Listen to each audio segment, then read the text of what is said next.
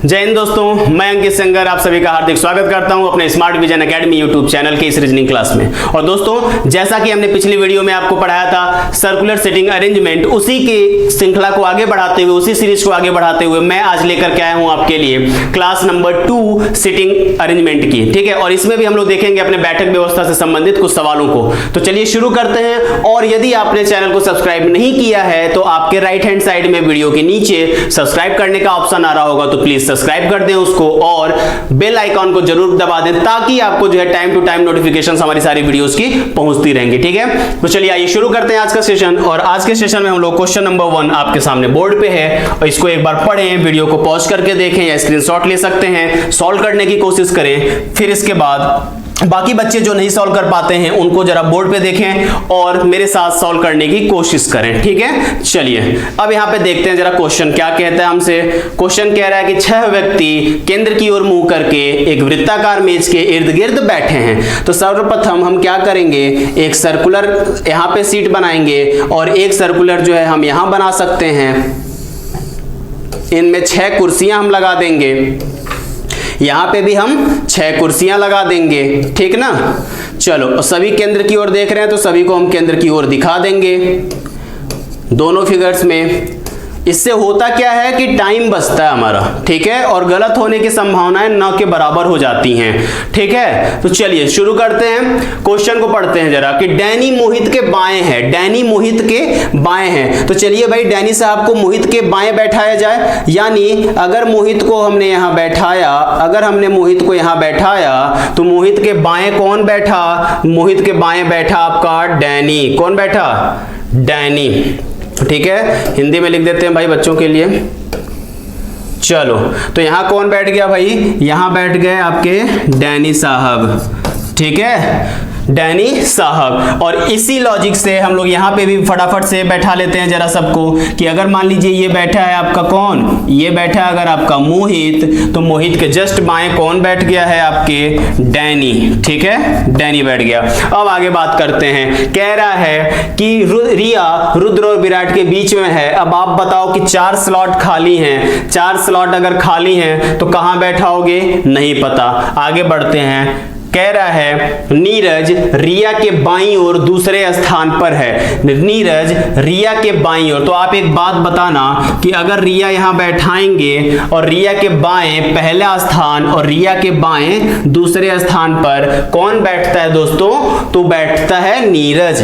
तो मान लीजिए यदि हमने बैठाया रिया को यहां, तो रिया से एक स्थान छोड़ के कौन बैठना चाहिए था, नीरज। लेकिन पहले से डैनी बैठा है, इसीलिए हम रिया को यहां नहीं बैठा सकते। तो क्या हम रिया को यहां बैठा सकते हैं, क्या यहां रिया को बैठा सकते हैं? तो चलिए जरा देखते हैं। रिया को बैठा दिया, एक स्थान छोड़ा, फिर यहां नीरज को बैठना था लेकिन फिर से यहां मोहित बैठा है, अर्थात रिया यहां नहीं बैठ सकती। तो क्या विकल्प बचा, या तो रिया यहां बैठेगी और एक स्थान छोड़ करके नीरज यहां बैठेगा, और दूसरी क्या संभावना कि या तो रिया यहां बैठेगी, अर्थात या तो रिया यहां बैठेगी और एक स्थान छोड़ करके नीरज यहां बैठ जाएगा। कंफर्म है ये बात? चलो भाई, रिया के बाएं दूसरे स्थान पर हो गया नीरज आपका, दोनों केसेस में कंप्लीटली सॉल्व है ये। चलो अब आगे बढ़ते हैं, जरा पॉइंट नंबर 2 पे आते हैं। कहता है कि रिया रुद्र और विराट के बीच में है। इसका मतलब क्या है कि अगर यहां पे बैठा है रुद्र, तो यहां बीच में रिया और ये बैठा आपका विराट। समझना बात को, अगर ये रुद्र बैठा है तो यहां पे कौन बैठा होगा, यहां पे बैठी है आपकी रिया। यहां पे कौन बैठी है, आपकी रिया बैठी है। दूसरा क्या हो सकता है विकल्प कि सर आप विराट को यहां बैठा दो और रुद्र को यहां बैठा दो। तो चलो भाई, दोनों ही केसेस आपके हिसाब से जो है सही है। ठीक है, यानी कि हमें इन टोटलिटी अगर हम बात करें आपसे, तो क्या हमें रुद्र या विराट की एक्चुअल पोजीशन पता है? क्या वास्तविक पोजीशन हमें पता है? नहीं पता है। तो हम क्या करते हैं, हम कहेंगे कि सर रुद्र या तो यहां बैठेगा या विराट यहां बैठेगा। बीच में रिया तो बैठेगी ही, लेकिन अगर रुद्र यहां बैठा है तो विराट यहां बैठेगा, और अगर विराट यहां बैठा है तो रुद्र यहां बैठेगा। और बीच में कौन बैठेंगी? तो बीच में बैठेगी आपकी रिया। क्लियर ये बात? क्लियर ये बात? क्यों? क्योंकि रुद्र और विराट का हमें कोई ज्यादा कंफर्मेशन पता नहीं है, इसीलिए इन दोनों को विकल्प के तौर पे या ऑब्लिक करके हम जो है अथवा के केस में रख सकते हैं। अब जरा यहां आ जाओ। यहां कहता है कि रिया बैठी है रुद्र और विराट के बीच में। एक बात बताओ भैया, हमने अगर रुद्र को यहां लिख भी दिया, तो विराट कहां बैठ पाएगा? डैनी पहले से बैठा हुआ, इसको हम छेड़ नहीं सकते, 100% फिक्स चीज थी ये। तो यहां तो नीरज विराट बैठ नहीं सकता, और यदि यहां विराट बैठ रहा है तो यहां पे फिर रुद्र बैठ नहीं सकता। इसका मतलब कि ये पूरा का पूरा आपका क्या हो गया? गलत हो गया। क्या हो गया? गलत हो गया। और यहां अगर हम बात करें तो यहां हम बोल सकते हैं इस दावे के साथ कि सर या तो रुद्र यहां बैठेगा, अगर रुद्र यहां बैठता है तो विराट यहां बैठेगा, लेकिन क्योंकि विराट और रुद्र का कुछ ज्यादा कंफर्मेशन है नहीं, जैसे कोई बच्चा कहेगा सर यहां विराट क्यों नहीं बैठ रहा और यहां रुद्र क्यों नहीं बैठ रहा, तो उसी का ये हम आपसे सॉल्यूशन बता रहे हैं कि रुद्र यहां बैठेगा तो विराट यहां, और यदि विराट यहां बैठेगा तो रुद्र कहां बैठेगा? यहां बैठेगा। अर्थात सवाल अगर आपसे पूछता है कि नीरज के दाहिने कौन बैठा है, तो सही जवाब होगा विराट अथवा रुद्र। विराट अथवा रुद्र, सिर्फ विराट गलत, सिर्फ रुद्र गलत। क्लियर है ये बात? चलिए अगले क्वेश्चन पे बढ़ा जाए फटाफट से, नोट कर लीजिए इसको और अगले क्वेश्चन पे बढ़ते हैं। चलिए, और ये रहा आपके बोर्ड पे आज का अगला क्वेश्चन। ठीक है, चलिए तो फटाफट से जरा इसको सॉल्व करने की कोशिश करें आप सभी। ठीक है, इसको मैं थोड़ा और बड़ा कर देता हूं, और ये रहा आपका पूरा प्रॉपर क्वेश्चन। चलिए इसको जरा करने की कोशिश करें और बाकी बच्चे मेरे साथ जरा सॉल्व करें इसको। ठीक है, कहता है 6 लड़कियां एक वृत्ताकार घेरे में बैठी हैं। चलो भाई बना दो जरा यहां पे। तो ये बैठ गई हमारी 6 लड़कियां, और ये रहा हमारा वृत्ताकार घेरा, और यहां पे हमने 6 कुर्सियां लगा करके दे दी हैं आपको। क्लियर है ये बात? और चलो यहां पे भी हमने जो है एक वृत्ताकार मेज बना लिया, और यहां पे भी 6 लोगों को बैठा रखा है एक दूसरे के आमने सामने। और यहां पे चेहरे की दिशा चूंकि केंद्र की ओर दिया नहीं है, लेकिन मैंने कैसे बना दिया? तो बाय डिफॉल्ट अगर आपको चेहरे की दिशा नहीं पता है तो ये बाय डिफॉल्ट आप केंद्र की ओर मान करके क्वेश्चन को हल करोगे। जान लो ये बातें जरा ध्यान से सोचना। आप बाय डिफॉल्ट जो है केंद्र की ओर मान करके इस क्वेश्चन को सॉल्व करोगे अगर आपके पेपर में आता है तो। ठीक है, चलो अब क्वेश्चन की ओर बढ़ते हैं। कहता है कि सरिता के सामने शिल्पी है। महा आसान सा क्वेश्चन हमें मिल गया भैया।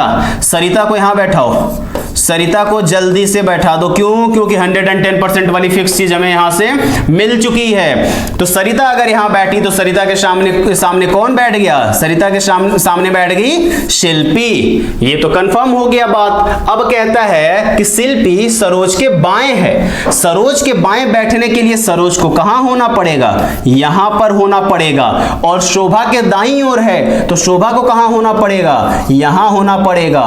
कंफर्म है ना ये बात? ठीक है, अब कहता है कि सरिता जो कि सुषमा के बाईं ओर है, अर्थात सुषमा कहां बैठेगी? यहां बैठेंगी। और सुषमा अगर यहां बैठेंगी तो सुधा के दाईं ओर का मतलब क्या हो जाएगा? कि सुधा यहां बैठेगी। महा आसान क्वेश्चन था अभी तक का ये, लेकिन अब शुरू होता है इसका असली खेल। अब शुरू होता है इसका असली खेल। कैसे?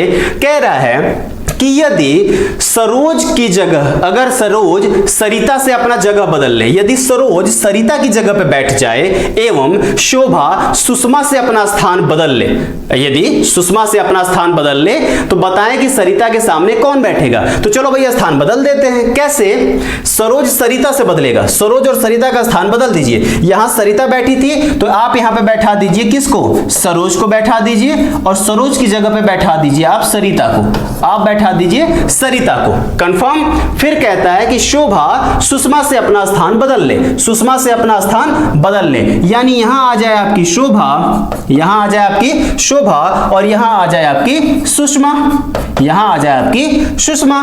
ठीक, और बचा किसका जगह? तो यहां बची थी शिल्पी, शिल्पी को एज इट इज आप यहां पे क्या कर दो, नोट कर दो। और यहां पे आपकी बची सुधा, तो आप सुधा को यहां पे चुपचाप से लिख दो।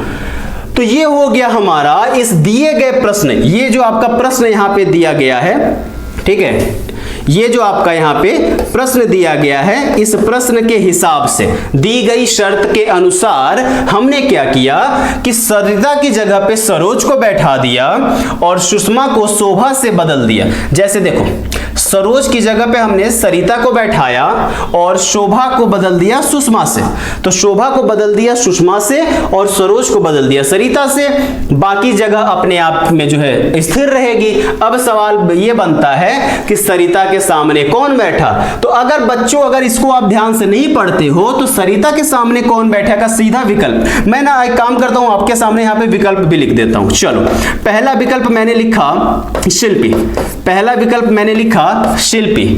क्यों? क्योंकि अधिकतर लड़के जो है ना, ये जो 110% वाली फिक्स चीज दी थी और क्वेश्चन पूछा था सरिता के सामने कौन बैठा है, अधिकतर लड़के, क्योंकि होता क्या है कि एग्जाम टाइम में ना हम लोग बहुत ज्यादा नर्वस हो जाते हैं, और इस वजह से हमें आती हुई चीजें भी नहीं आती हैं। और उसका एक मेन रीजन ये होता है कि घर पे बैठ के हम प्रैक्टिस नहीं करते क्वेश्चंस को कायदे से पढ़ने की, है ना, और एग्जाम में भी यही लेकर के जाते हैं स्ट्रेटजी, और वहां पे जाकर के हम फेल हो जाते हैं और कहीं ना कहीं मेरिट लिस्ट में कह लो या सिलेक्शन पाने से जो है चूक जाते हैं। ये गलती नहीं करनी है हमें, ठीक है। चलो, तो ये शिल्पी हो गई। दूसरा विकल्प मैंने आपको दे दिया सुषमा का दे दिया, फिर मैंने आपको दे दिया शोभा का, तीसरा विकल्प शोभा, ठीक है। चौथा विकल्प मैंने आपको दे दिया सरोज का, और पांचवा विकल्प मैंने दे दिया आपको सुधा का। और आप देख सकते हो कि सही विकल्प कौन सा हो जाएगा, बता दो भाई, सही विकल्प कौन सा हो जाएगा? तो सरिता के सामने शिल्पी बैठी है, ये सही नहीं है, सरिता के सामने शोभा बैठी है, ये तीसरा विकल्प यहां से सही हो जाएगा। ठीक है, समझ में आ गया होगा? तो चलिए जल्दी से इसको नोट कर लीजिए, फटाफट से इसको नोट कर लीजिए जल्दी से, फिर आगे बढ़ते हैं हम लोग। चलिए अगले क्वेश्चन में बढ़ते हैं, और ये रहा क्वेश्चन नंबर 3 आपके सामने आपके बोर्ड पे। और यहां बैठे हैं भैया कितने लोग? तो यहां बैठे हैं आपके 8 लोग। कितने लोग? 8 लोग, ठीक है। और सभी कहां? वृत्ताकार मेज पे। और किधर देख रहे हैं? केंद्र के बाहर की ओर। कहां देख रहे हैं? केंद्र के बाहर की ओर। तो फटाफट से बिना किसी देरी के शुरू किया जाए। चलो, तो ये रहा मेरा आज का वृत्त, और मैंने इसमें 8 कुर्सियां लगा दी हैं। और इसी के साथ ही साथ मैंने अपने लिए एक संभावना तलाशने के लिए मैंने दूसरा फिगर भी बना दिया। सभी बाहर देख रहे हैं, तो अभी शुरुआती दिनों में आप जो है बाहर की तरफ ऐसे तीर बना लिया करो, ताकि इनके चेहरे की दिशा बाहर की तरफ आपको पता रहे और आप वहां पे भूल ना जाओ एग्जाम के दौरान, ठीक है। और बहुत ज्यादा अगर आप प्रैक्टिस कर लेते हो, तो अगर सिर्फ और सिर्फ केंद्र के अंदर या बाहर की आती है, तो आपको ये तीर वगैरह बनाने की आवश्यकता नहीं पड़ती है। कंफर्म? चलो अब आगे बढ़ा जाए। आगे जरा पढ़ते हैं भैया। 8 लोग थे, ABCDEFG और H, ठीक है। चलो अब ये कहता है कि B जो है ना, वो G और D के बीच में बैठा है। B जो है वो G और D के बीच में बैठा है। एक तो ये बात हो गई, और दूसरा है कि H B के बाईं ओर तीसरे एवं A के दाईं ओर दूसरे स्थान पे बैठा है। अब आप देखो जरा, इतने क्वेश्चंस हम लोग कर लिए हैं, अब आपको पता चल गया होगा कि वो कौन सी लाइन है जहां से हमें बैठाना शुरू करना है। सबसे इंपॉर्टेंट ये पॉइंट होता, जान लो, सबसे इंपॉर्टेंट। आप डायग्राम बना लोगे, आप कुर्सियां सजा के चेहरे की दिशा सब बता लोगे, लेकिन शुरू कहां से करें और कहां से नहीं करना चाहिए था, आप यहां पे गलत करते हो। और यहां पे जब गलत करते हो ना, समय रिक्वायर्ड अमाउंट से ज्यादा चला जाता है। आप जितना रिक्वायर्ड टाइम चाहिए होता है क्वेश्चन पे, आमतौर पे अगर ऐसे क्वेश्चंस हैं तो आप बहुत, अगर आप अपने आप को कमजोर भी मानते हो तो 1 मिनट 1 मिनट से ज्यादा नहीं, ठीक है। और अगर आप रेगुलर प्रैक्टिस करते हो ऐसे सवालों की तो मुश्किल से 30 सेकंड भी नहीं लगते हैं इस क्वेश्चन को सॉल्व करने में, ठीक है। और मैं बहुत जल्दी आपके लिए सेशन लेकर के आने वाला हूं इंडिविजुअल रीजनिंग की। तो जो लोग भी इंटरेस्टेड होंगे वो प्लीज मेरे कमेंट बॉक्स में जाकर के बताएंगे कि कितने लोग इंटरेस्टेड हैं इंडिविजुअल रीजनिंग की, ठीक है, कोर्स करने के लिए, इंडिविजुअल रीजनिंग के कोर्स करने के लिए। कमेंट बॉक्स में जाएंगे और जरा मुझे बताएंगे कि कितने सारे लड़के हैं या लड़कियां हैं, ठीक है, जो भी स्टूडेंट्स हैं वो हमारी जो है रीजनिंग इंडिविजुअल चाहते हैं। तो please go to the comment box, comment there कि हाँ या ना आप चाहते हो या नहीं चाहते हो, ठीक है। और जो भी बातें होंगी आपके मन में आप प्लीज हमें कमेंट सेक्शन में जाकर के जरूर बताना, ठीक है। चलो अब यहां पे देखो कहता है एच बी के बाईं ओर है, तो सबसे पहली बात कि बी अगर यहां बैठेगा तभी तो एच इसके बाएं आएगा। तो हमने यहां पे भी बैठा लिया, बी एच के बाईं ओर। करेक्ट है क्या ये करेक्ट है क्या? गलत है। ये क्या है? ये गलत है। गलत क्यों है? क्योंकि अगर देखो समझना बात को, अगर बी केंद्र की ओर देख रहा था तब तो इसके बाएं पे एच यहां आता ना, तब तो यहां पे आता ना। लेकिन आपका बी जो है वो केंद्र से बाहर की ओर देख रहा है, तो इसका बायां केंद्र से बाहर मतलब अगर केंद्र इधर था तो हम बाहर देख रहे हैं, अर्थात आप घूम गए अपने मेज पे, डाइनिंग टेबल पे खाना खाते खाते आप पीछे घूम के टीवी देखने लगे, ठीक है। तो केंद्र तो पीछे चला गया ना, केंद्र पीछे चला गया और हमारा चेहरा जो है केंद्र से बाहर की ओर चला गया। अब बायां भी हमारा चेंज हो गया, जो पहले दायां हुआ करता था हमारा वो अब हो गया हमारा बायां। कंफर्म? तो H यहां पे बैठेगा? नहीं बैठेगा। कहां बैठेगा? तो H जो हमारा बैठेगा वो यहां बैठेगा।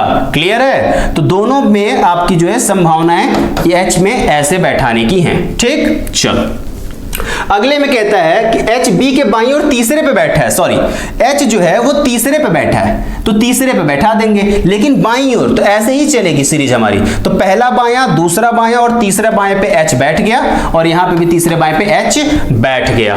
और A के दाईं ओर दूसरे स्थान पे कौन? तो जब ये और आता है ना, एवं आता है जब, तो एवं आता है अपने से दूर वाले व्यक्ति के लिए। कैसे पहचानेंगे?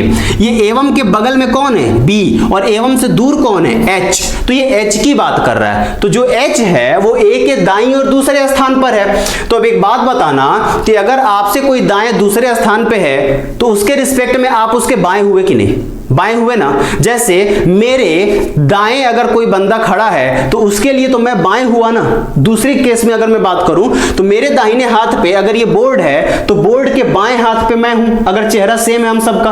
क्यों मैं ऐसे बात कर रहा हूं? क्योंकि यहां सबके चेहरे जो है सेम डायरेक्शन में फेसिंग है, ठीक। चलो तो अगर H के दाहिने दूसरे स्थान पे है तो जाहिर सी बात है कि A यहां अगर बैठाएं तो पहला दाहिना और दूसरा दाहिना, ठीक। और यहां पे भी वही बात आ जाएगी कि A का पहला दाहिना और दूसरा दाहिना। तो ये तो कंफर्म हो गया भैया कि B, H और A हमारे कंफर्म हो गए कि ये बैठ गए हैं। क्लियर है ये बात? चलो अब आगे जरा बढ़ते हैं। अब कहता है कि C A और G के बीचों बीच बैठता है। अब मेरी बात बताना कि A और G के बीच में बैठने के लिए ऐसा कुछ चाहिए अथवा G और A के बीच में बैठने के लिए ऐसा कुछ चाहिए। अब A पहले से यहां सीटेड है, पहले से यहां पे बैठा हुआ है और A के दाहिने एक स्थान छोड़ के G बैठा सकते नहीं है क्योंकि H बैठा हुआ है। आपकी मजबूरी बन गई G को यहां बैठाने की और C इनके बीच में इस प्रकार से बैठ गया। सेम लॉजिक से G यहां बैठा और C यहां पे बैठ गया। कंफर्म ये बात? चलो आगे बढ़े। कह रहा है कि B और E एक दूसरे के आमने सामने नहीं बैठते, मतलब B और E एक दूसरे के आमने सामने नहीं बैठते, अर्थात E यहां पे नहीं बैठेगा, अर्थात E यहां पे नहीं बैठेगा। और एक बात बताना कि अगर E यहां पे नहीं बैठेगा तो E कहां बैठेगा? E यहां पर बैठेगा। E अगर यहां नहीं बैठता है तो E कहां बैठेगा? E कहां बैठेगा? भाई दो जगह खाली थे ना, आपके पास दो जगह खाली थे, तो या तो E यहां बैठेगा या तो E यहां पर बैठेगा, ठीक। तो हमें पता तो है नहीं, तो हमने क्या किया कि E को यहां से हटा दिया, ठीक है। एक तो पूरी लाइन ही ये मिट जाती है भाई, तो हमने क्या किया? E को यहां से हटा दिया, ठीक है। चलो तो E को अगर यहां से हटाया तो हमने क्या किया कि एक बार E को हम यहां बैठाएंगे, ठीक है। एक बार हम जो है E को यहां बैठाएंगे और दूसरी वाली संभावना में E को यहां बैठाएंगे। इसीलिए तो संभावना बना रखी थी। अब क्या कहता है, एक इंपॉर्टेंट बात आपकी पहले वाले पॉइंट पे जरा ध्यान देना। पहले वाले पॉइंट पे कह रहा है बी जो है ना वो जी और डी के बीच में बैठता है। अब जी यहां कंफर्म है, बी बीच में बैठता है। क्या आपको कुछ भी सोचने की आवश्यकता है क्या कि डी अगर यहां नहीं बैठेगा? क्योंकि जी और डी के बीच में बी बैठाने की एकमात्र संभावना यही दिख रही है। और यहां पे जी और डी यहां पे बैठ ही नहीं सकता, क्योंकि आपने तो खुद ही ई बैठा रखा संभावना में।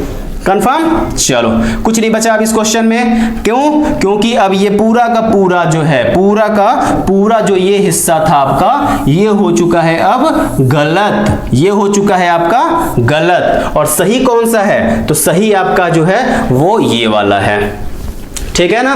सही आपका कौन सा है? ये वाला है। तो जल्दी से इसको नोट कर लीजिए, अगले क्वेश्चन पे बढ़ा जाए फटाफट से। ठीक है ना? चलिए, नोट हो गया होगा।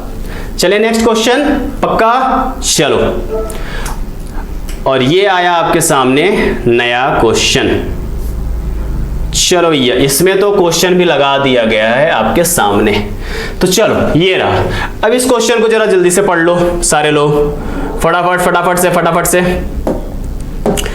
से। चलो, कह रहा 8 सदस्यों का एक समूह है, मंडली में बैठा है। हम सबकी मंडली होती है ना, हमारी आपकी सबकी मंडली होती है। मम्मी भी डांटती है, सब डांटते हैं। मंडली में घूमता रहता है, मंडली में बैठता है। मंडली होती क्या है? मंडली होती है घेरे में बैठना।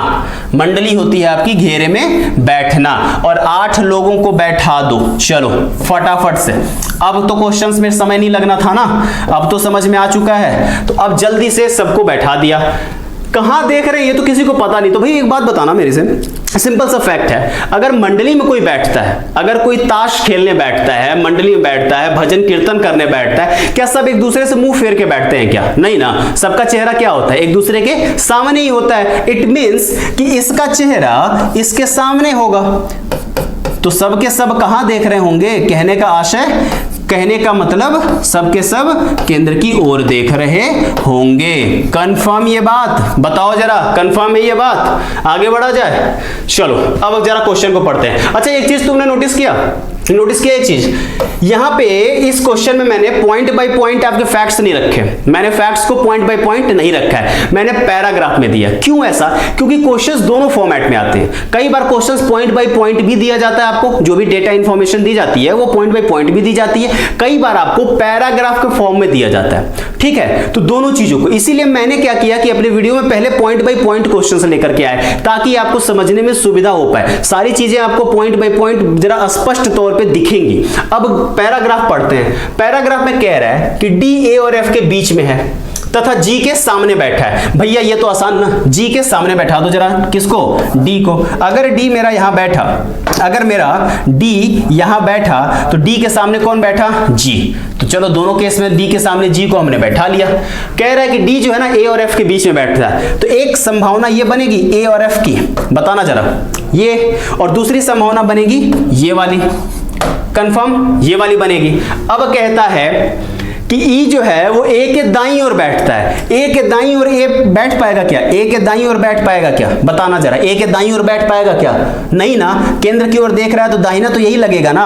और ए के दाहिनी ओर, आपके दाईं ओर राइट हैंड साइड में डी बैठा हुआ है, नहीं बैठा सकते, लेकिन यहां बैठा सकते हैं। ए के दाईं ओर पे कौन बैठा है? ई बैठा हुआ है। किंतु सी के बाईं ओर है, किंतु सी के बाईं ओर है, जिसका साथी जी है। सी यहां बैठते ही बाईं ओर ई आ गया, सी का साथी जी। क्यों? क्योंकि जिसका किसके लिए होता है? जिसका होता है अपने जस्ट बगल वाले के लिए, अर्थात जी के लिए। ठीक है, तो जिसका साथी जी है, किसका? सी का साथी कौन है? जी। और किंतु किसके लिए? तो किंतु आया था दूर वाले के लिए। तो ई सी के बाईं ओर हो गया ना, सी के बाईं ओर हो गया ई, और जी उसका साथी हो गया। कंफर्म? 2 पॉइंट बचे हैं यहां पे, मतलब 2 कुर्सियां खाली हैं और 2 रिश्तेदार बचे हुए हैं भैया। कौन कौन से? अब बचा आपका बी और एच। कंफर्म? चलो, कह रहे जी के दाईं ओर एच है, चलो भाई बैठा देते हैं जी के दाईं ओर एच को, और सी है और बाईं ओर सी है, ये भी कंफर्म हो गया। तो बताएं कि वह कौन सा सदस्य है जो ए के बिल्कुल सामने बैठा है। अब देखो जरा, ए के सामने, अच्छा ये वाला तो गलत हो चुका है ना, ये इसमें तो कोई डाउट है नहीं, ये तो गलत हो गया है। क्यों गलत हुआ था ये भी मैंने आपसे बता दिया था, ए के सामने बैठाने की संभावना खत्म थी, इसीलिए तो हमने दूसरी संभावना तैयार कर रखी थी पहले से। अब आपके सामने तो चीजें अवेलेबल हैं, अब क्या होगा, ये आपका सही बन गया, ये आपका सही बन गया। और कह रहा है कि ए के सामने कौन बैठा है, ए के सामने बता दो कौन बैठा हुआ है, ए के सामने कौन बैठा है, H बैठा हुआ है। ए के सामने कौन बैठा है, H बैठा हुआ है। ये बिल्कुल समझ लो, ये बिल्कुल बेसिक क्वेश्चंस हैं ये, ठीक है। बैंकिंग वगैरह के पेपर में तो और इजी, मतलब इससे टफ आते हैं, इससे ऊपर लेवल के आते हैं, ठीक है ना। तो हमको क्या करना है, डरना थोड़ी है। हमारी एसआई भी तो आ रही है अभी, यूपीएसआई की भर्तियां अभी आने वाली है ना, वहां पे लेवल और बढ़ गया रीजनिंग का। 40 क्वेश्चन आपके आते हैं और 40 के 40 क्वेश्चन दमदार क्वेश्चन होते हैं, ठीक है ना, और बहुत उम्दा क्वेश्चन आने लगे। समझ लो कि बैंकिंग लेवल तक के क्वेश्चन जो है वहां पे आने लगे। बैठक व्यवस्था इससे भी ऊपर पूछती है वहां पे। तो इसके लिए मैं इंडिविजुअल बैच लेकर के आने की बात आपसे कर रहा था, ठीक है। तो जो लोग भी इंटरेस्टेड होंगे ना, वो मेरे कमेंट सेक्शन में जाकर के जरूर बताएंगे इस बारे में, ठीक है। चलो, अच्छा कब से लाया जाए ये भी जरा बताना सारे लोग, ठीक है। अपना सजेशन जो है देख के जाओ मेरे को। चलो अगला क्वेश्चन करा जाए फटाफट से। चलो भैया, तो ये रहा अगला क्वेश्चन आपके बोर्ड पे, ठीक है। ये रहा अगला क्वेश्चन आपके बोर्ड पे, और ये है आज का लास्ट क्वेश्चन। ये है आज का लास्ट क्वेश्चन। क्या कह रहा है, 5 व्यक्ति P, Q, R, S और T एक वृत्त में बैठे हैं एक दूसरे के आमने सामने। R, Q और T में से किसी के भी बगल में नहीं बैठता है, S का स्थान बता दो। अब एक बात मेरे से बताओ, इससे भी आसान कुछ क्वेश्चन हो सकता है क्या, इससे भी आसान कोई क्वेश्चन हो सकता है क्या। क्यों मैं ये बात बोल रहा हूं, जरा समझना मेरी बात को। मैंने क्या किया ना, मैंने एक बनाया वृत्त, मैंने बनाया एक वृत्त, मैंने एक सर्किल ड्रॉ करा और इस पे मैंने जो है 5 कुर्सियां जो है सजा दी। देखो सज गई ना 5 कुर्सियां, 5 कुर्सियां मैंने सजा दी। और मैंने जब 5 कुर्सियां सजाई तो ये कह रहा है कि सब एक दूसरे के आमने सामने बैठते हैं, नो डाउट सब के सब एक दूसरे के आमने सामने बैठते हैं, लेकिन R, Q और T में से किसी के भी बगल में नहीं बैठता। मतलब R अगर यहां बैठा है तो इसके कहने का अर्थ ये है कि इसके बगल में ना तो Q आए और ना ही T आए। मतलब इस वाली जगह पे ना तो Q आए ना ही T आए, और ना तो इसके बगल में इधर वाले हिस्से में ना तो यहां Q आए ना ही T आए।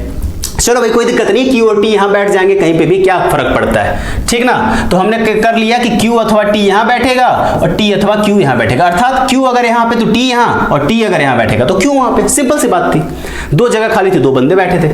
अब ये कह रहा है तो बताओ कि S का स्थान कहां है, S का स्थान कहां है। अब एक बात बताना मेरे से, आप S को यहां बैठा सकते हो, बिल्कुल बैठा सकते हो, और यहां भी बैठा सकते हो, बिल्कुल बैठा सकते हो, लेकिन ये सिर्फ संभावना है। आपको कोई भी कंडीशन 110% तय नहीं की गई है, निश्चित नहीं है, ठीक है ना, कंफर्मेशन नहीं मिला है आपको किसी भी चीज का। तो एक बात बताओ, कह रहा है कि S का स्थान कहां है, S का स्थान T के बाईं ओर है। अब सबसे पहली बात तो ये बताओ कि T कहां बैठा है, यहां पे T कहां बैठा हुआ आपको पता है, नहीं पता है। तो जब T का पता ही नहीं है तो T के बाईं ओर कैसे हम जान पाएंगे, नहीं पता। Q के बाईं ओर, अब भैया Q कहां बैठा हुआ ये तो अब पहले बताओ मेरे को तो ये नहीं पता कि Q कहां बैठा हुआ है, और Q कहां बैठा हुआ नहीं पता, तो Q के बाईं ओर का क्या मतलब। अगला क्वेश्चन, Q और T के बीच में, तो एक बात बताओ Q और T यहीं कहीं बैठने वाले थे, कहां ये नहीं पता, लेकिन यहीं कहीं बैठने वाले थे। इनके बीच में जगह है क्या, है ही नहीं जगह, और जब जगह नहीं है तो बीच में बैठने का सवाल ही नहीं पैदा होता। इनमें से कोई नहीं तब कहते हैं जब ये चारों गलत हों, लेकिन ज्ञात नहीं किया जा सकता। ज्ञात नहीं किया जा सकता वो विकल्प होता है जहां पे आपको इंफॉर्मेशन नहीं मिलती, जहां पे आपको आंकड़े नहीं दिए जाते। ज्ञात नहीं किया जा सकता का ही एक दूसरा भी विकल्प आता है, आंकड़े अपर्याप्त, डेटा इनएडिकेट का, ठीक है। इसको बोलते हैं कैन नॉट बी डिटरमिन्ड, यानी कि ज्ञात नहीं कर सकते, CND भी बोला जाता है, ठीक है। तो इसमें ज्ञात नहीं कर सकते, क्यों, क्योंकि आंकड़े अपर्याप्त है। आपने यहां आंकड़ा नहीं दिया, कोई डेटा नहीं दिया हमको जिससे कि हम ये तय कर पाए कि S की पोजीशनिंग कहां पे हो पाएगी। या तो आप इनको किसी को फिक्स करते तो मैं S की कंडीशन बता पाता, ठीक है, उसके हिसाब से विकल्प भी मुझे मिलते, ठीक। तो इन टोटलिटी मेरे पास क्या है, मेरे पास लैक ऑफ डेटा है। मेरे पास क्या है, मेरे पास lack of data. Lack of data का मतलब क्या है, मेरे पास जो है आंकड़ों की अपर्याप्तता है, अपर्याप्तता, ठीक है। मेरे पास आंकड़े सफिशिएंट नहीं है, और सफिशिएंट नहीं है इसीलिए हम इसको ज्ञात नहीं कर सकते, ठीक है, इसीलिए हम इसको ज्ञात नहीं कर सकते। चलिए तो ये था आपका आज का सेशन, ठीक है। उम्मीद करता हूं आपको ये सेशन अच्छा लगा होगा, ठीक है, पसंद आया होगा आपको सेशन, तो इसको नोट कर लीजिए फटाफट से। चलिए, तो दोस्तों देखो, आज ये हम लोगों ने जो भी सीखा आज, ठीक है, ये बड़ा इंपॉर्टेंट था। मैं अब आगे भी लेकर के आपके लिए जो सीटिंग अरेंजमेंट का, ठीक है, मैं अगली वीडियो जो आपको डालूंगा उसमें रेक्टेंगल और स्क्वायर बेस्ड मैं क्वेश्चंस को डालूंगा, ठीक है। ये तो वीडियो नंबर 2 हो गई सीटिंग की। सीटिंग की तीसरी वीडियो जो आएगी, ठीक है, उस वीडियो में मैं आपके लिए रेक्टेंगुलर और स्क्वायर यानी कि वर्गाकार और आयताकार बैठक व्यवस्था क्या होती है उस पे जो है कुछ क्वेश्चंस को लेकर के आपको समझाने की कोशिश करूंगा। तब तक आपको क्या करना है कि आपको इन वीडियोस को जो है मैक्सिमम दोस्तों तक पहुंचाना है, उनके कॉन्सेप्ट्स को भी क्लियर करवाना है, आपकी जिम्मेदारी है ये, ठीक है। और क्यों? क्योंकि हम लोग भी तो आपके भरोसे बैठे हैं ना, तो हम लोग ये वीडियो बना रहे हैं, आप वीडियो को देखो, बार बार देखो, समझो, दोस्तों को भेजो, दोस्तों को समझने की कोशिश करो, उनको समझाओ उस चीजों को, ठीक है। सब्सक्राइब कर दो मेरे चैनल को। और जैसा कि मैंने बताया कि इंडिविजुअल बैचेस के लिए अगर आप होंगे इंटरेस्टेड तो please go to the comment box and comment there, ठीक है। हम लोग वहां से जो है आपके सारे सजेशंस को नोट कर लेंगे, ठीक है। Thank you guys, thank you a lot, जय हिंद।